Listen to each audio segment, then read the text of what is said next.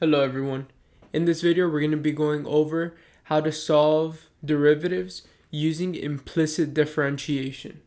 We use implicit differentiation when we don't have y solved for already. Usually for these examples we have y to some power or a combination of x and y together. And in this video we're going to show you how to solve these kinds of equations and take the derivative correctly. So first we're going to start off with 2x cubed, which equals 2y squared plus 5. Now when we take the derivative, we treat x as we normally would. The derivative of 2x cubed, we get the exponent, we multiply it by the coefficient in front. 2 times 3 is 6. Times x to the power of, and then we subtract by 1. So to the power of 2. Here, we're going to treat y similar, but when we take the derivative of y, we need to multiply the result by dy over dx. 2 times 2 is 4 times y. Instead of to the power of 2, it's now going to be to the power of 1 times dy over dx. And you have to make sure that you write this every time we take the derivative of a y. And then plus 5. The objective here is to get this dy dx by itself. We're first going to do that by subtracting by 5 on both sides. We're going to get 6x squared minus 5 equals 4y times dy over dx. And then the last step to get dy over dx by itself would be to divide by 4y on both sides. And finally, we get that dy over dx equals 6x squared minus 5 over 4y. Now when you take a calculus class, the questions may not stop here. They may ask for the slope at some point 1, 3. This point could be anything. In order to find the slope, we need to plug in these 2 points into the equation of the derivative, which is what we have here. So if we're looking for the slope at 1, 3, we'll plug in 1 for x. Dy over dx equals, we'll plug in 1 for x, 6 times 1 squared minus 5 over, and then we'll plug in 3 for y. 4 times 3. 1 squared is 1. 6 times 1 is 6. Minus 5 over. 4 times 3 is 12. 6 minus 5 is 1 over 12. And this would be the slope at this point for the equation that they gave us in the beginning.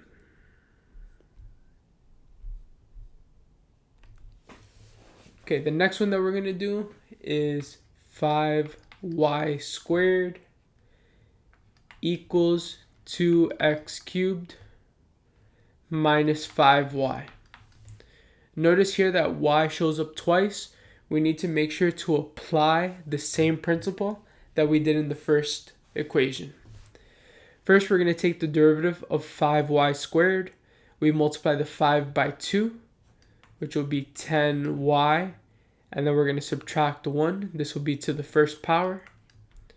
Next, 2x cubed is going to be 6x squared. Then the derivative of negative 5y will be negative 5. And remember, whenever we take the derivative of y, which we needed to do over here, we're multiplying by dy over dx. And this is going to equal 6x squared minus 5. And then times the same thing, times dy over dx. Now that we took the derivative of everything, our objective is to get dy dx by itself.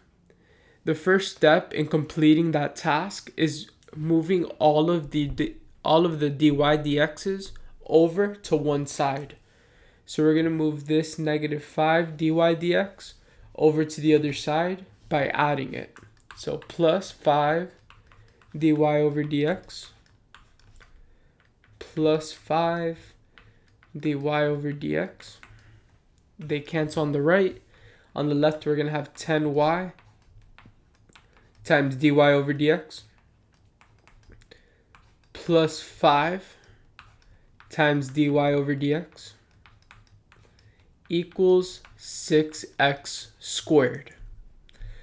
Now that we have all of our dy dx's on one side, we can factor it out. Dy over dx times 10y plus 5. And this is going to equal 6x squared. The last step to get dy dx by itself is going to be to divide by what it's multiplying by, which is 10y plus 5. This cancels on the left, and we're going to have that dy over dx equals 6x squared over 10y plus 5. And this is the derivative of the equation that we started with. Remember, a lot of the times, they will be asking you to find the slope at a specific point. We take the derivative using implicit differentiation, then we plug in the x and y values respectively. When we evaluate that, we're going to get the slope at that point.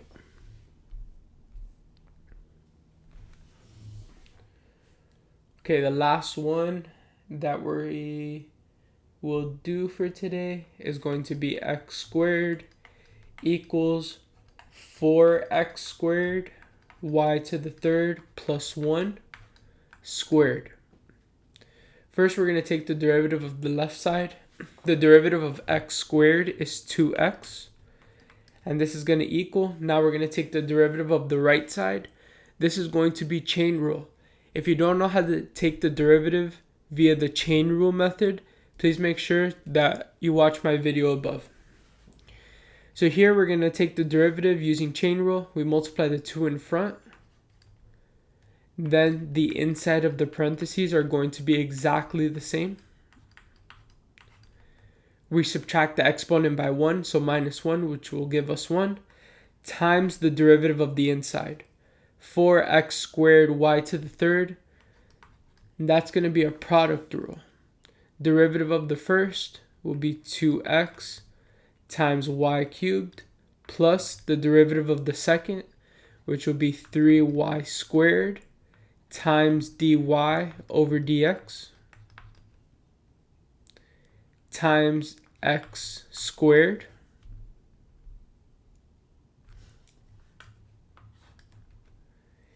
and then this plus 1 falls off.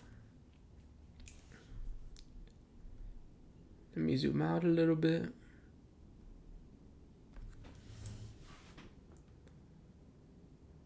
Okay. So since we do not have any dy dx's on this left side, we can divide that out.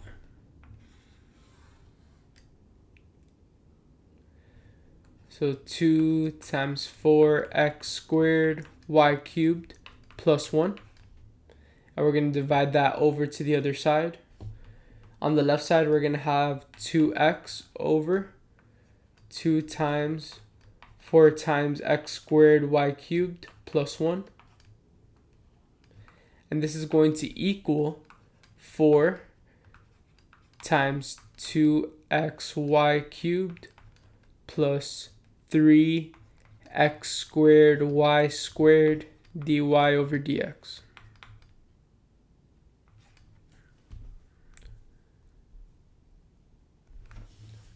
Here these twos simplify. And then we're going to have x over 4x squared y cubed plus 1. This is going to equal, we can distribute the 4. 8xy cubed plus 12x squared y squared dy over dx.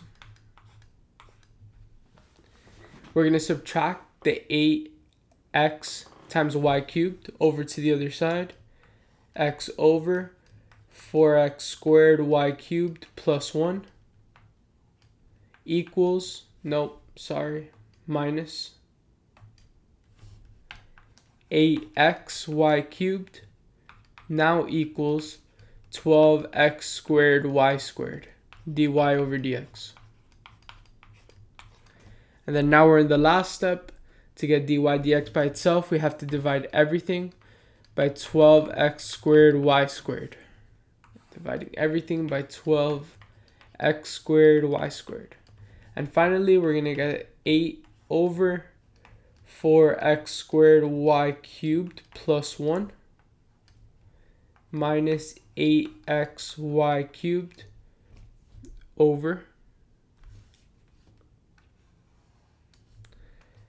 12x squared y squared.